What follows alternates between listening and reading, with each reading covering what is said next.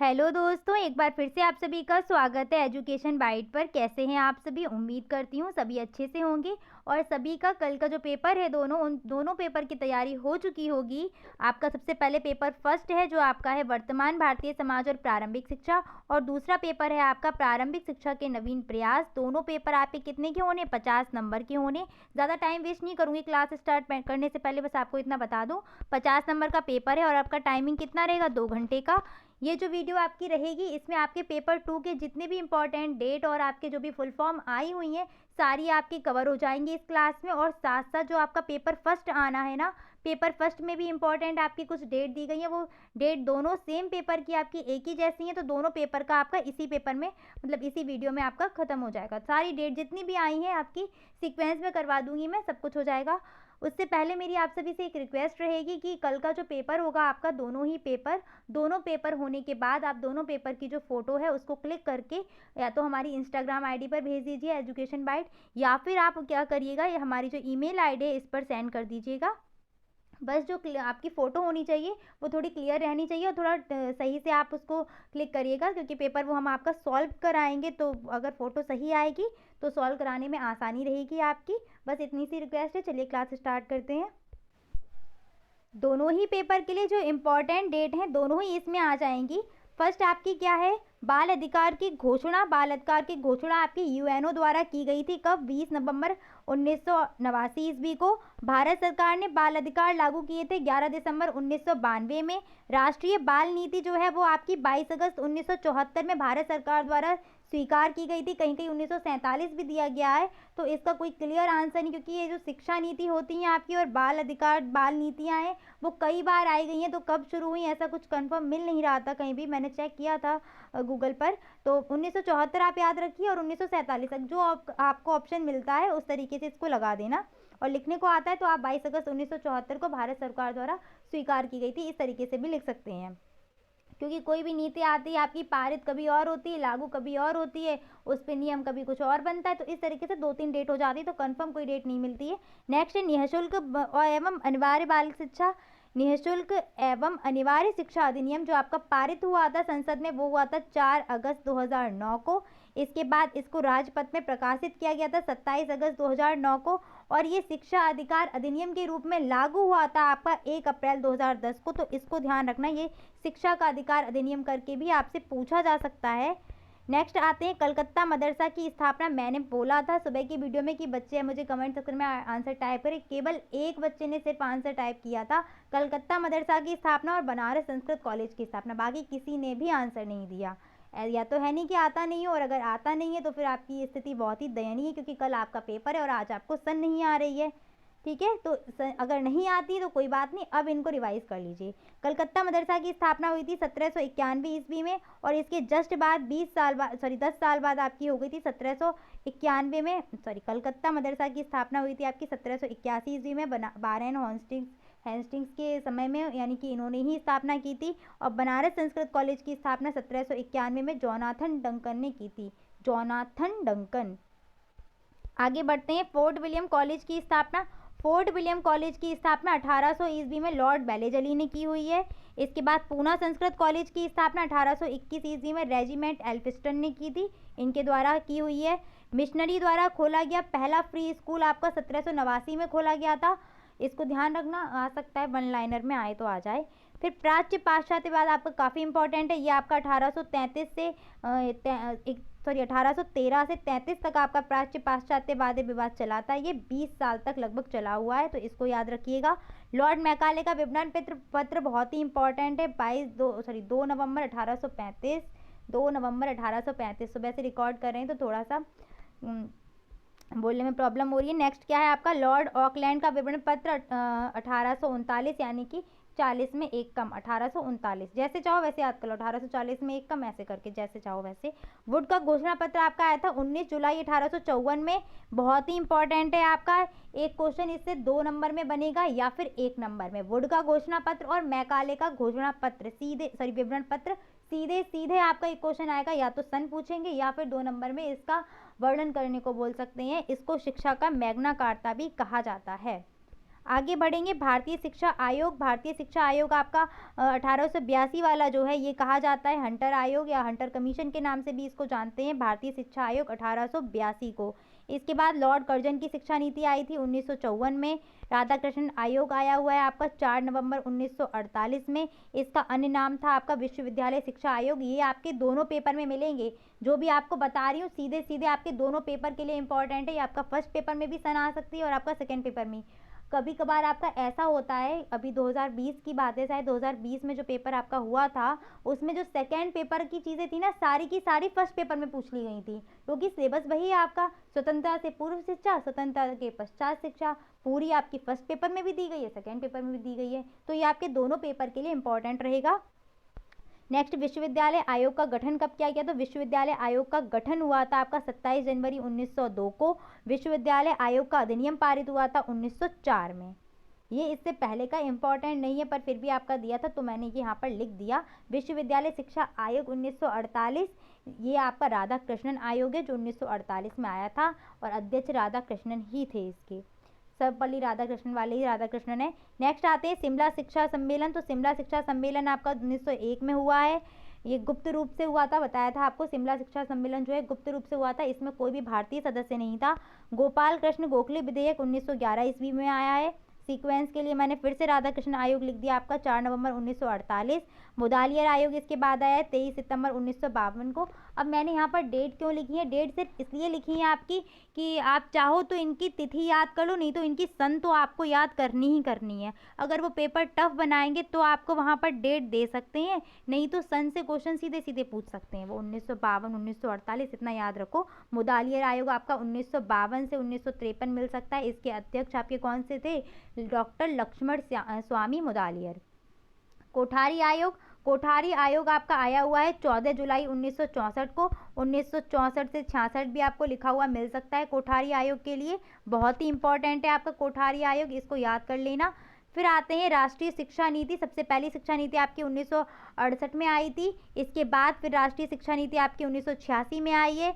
इसको संशोधित करके आपकी संशोधित राष्ट्रीय शिक्षा नीति बोल सकते हो, या फिर इसका जो अन्य नाम है वो है प्रोग्राम ऑफ एक्शन या कार्यान्वयन कार्यक्रम 1992।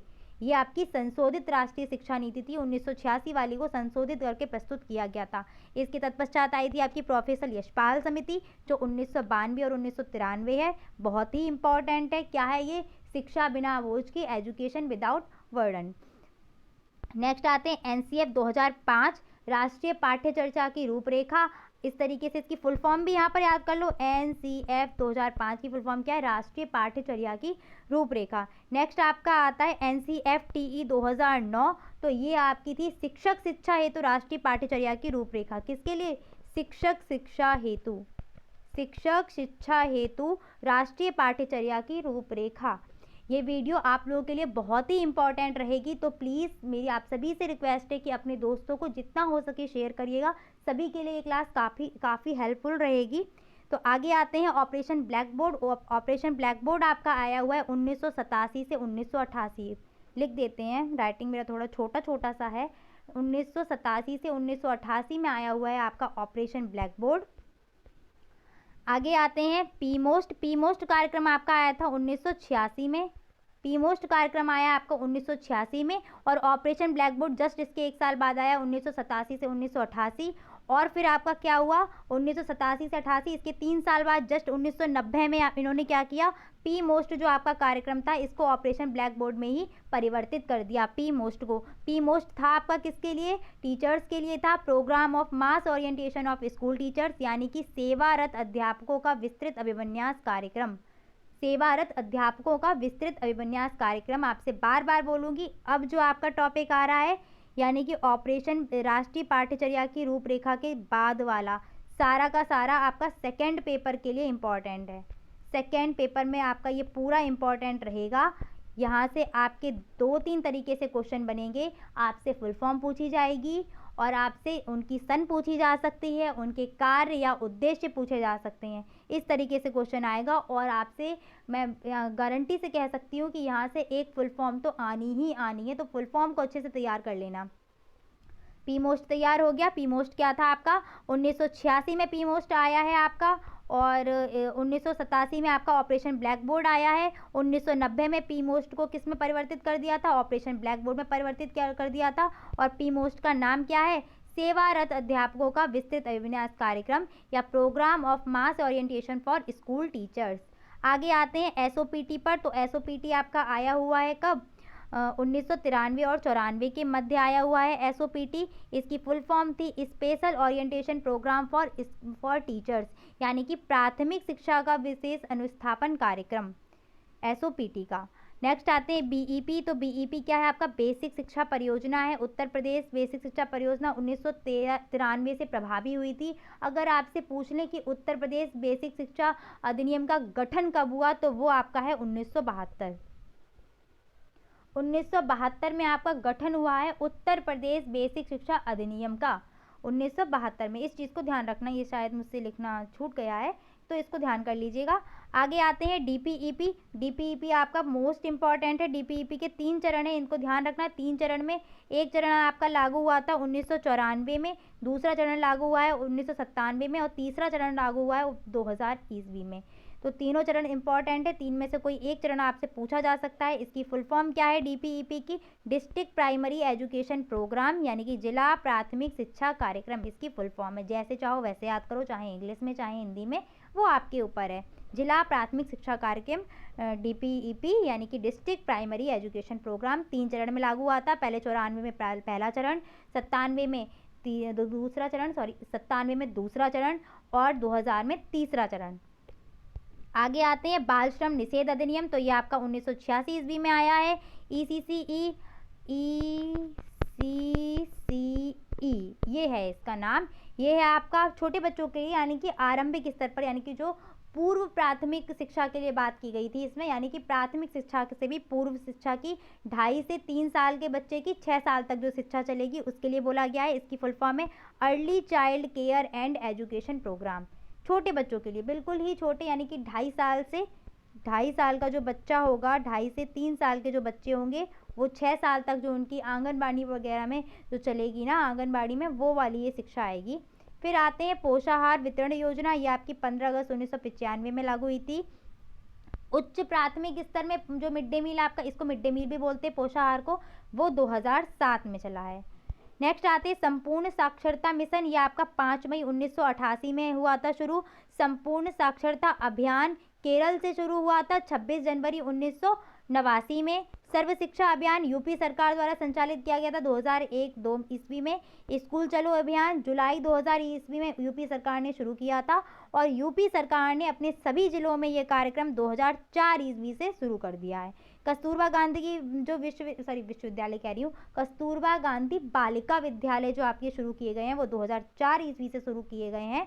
बालिका शिक्षा पर बल देते हुए जो भी बच्चियां थी उनके लिए ये एक आवासीय विद्यालय होते हैं, इस चीज़ को ध्यान रखना। नेक्स्ट आपका इम्पोर्टेंट है एनसीईआरटी और एससीईआरटी। एनसीईआरटी आपका ये पिछली साल आया था और एससीईआरटी, एनसीईआरटी आपका 1961, नीचे लिख देते हैं अगर नहीं दिख रहा हो तो, 1961 ईस्वी में क्या है आपका एनसीईआरटी। और आपका जो एससीईआरटी है इसके जस्ट 20 साल बाद है। जैसे आपका कलकत्ता मदरसा के बाद आपका बनारस संस्कृत विश्वविद्यालय था, उसी तरीके से आपका ये है 1981 ईस्वी में क्या एससीईआरटी। एससीईआरटी एनसीईआरटी की फुल फॉर्म क्या होती है? राष्ट्रीय शैक्षिक अनुसंधान एवं प्रशिक्षण संस्थान। और एससीईआरटी की होती है राज्य शैक्षिक अनुसंधान एवं प्रशिक्षण संस्थान। इसके बाद आगे बढ़ते हैं। फिर है आपका महिला सामाख्या कार्यक्रम। ये आपका 2020 में पूछा गया था, इसको ध्यान रख लेना। 1989 ईस्वी में शुरू किया गया है। इसके बाद आपको 1-2 पॉइंट और बता देती हूँ। एक आपका डाइट छूट गया है, DIET डाइट। डाइट की स्थापना आपकी की गई थी राष्ट्रीय शिक्षा नीति जो 1986 की आई है ना, उसकी अनुशंसा पे स्थापना की गई थी डाइट की। आपको इसमें बताया भी था कि प्रत्येक जिले में एक एक डाइट की स्थापना की जाए, तो 1986 की अनुशंसा पर की गई थी। और स्थापना हुई कब थी? 1987 में। 1987 में आपकी डाइट की स्थापना की गई है। किसकी अनुशंसा पर? 1986 की जो राष्ट्रीय शिक्षा नीति है उसकी अनुशंसा पर। डाइट की फुल फॉर्म क्या होती है? जिला शिक्षा एवं प्रशिक्षण संस्थान। जिला शिक्षा एवं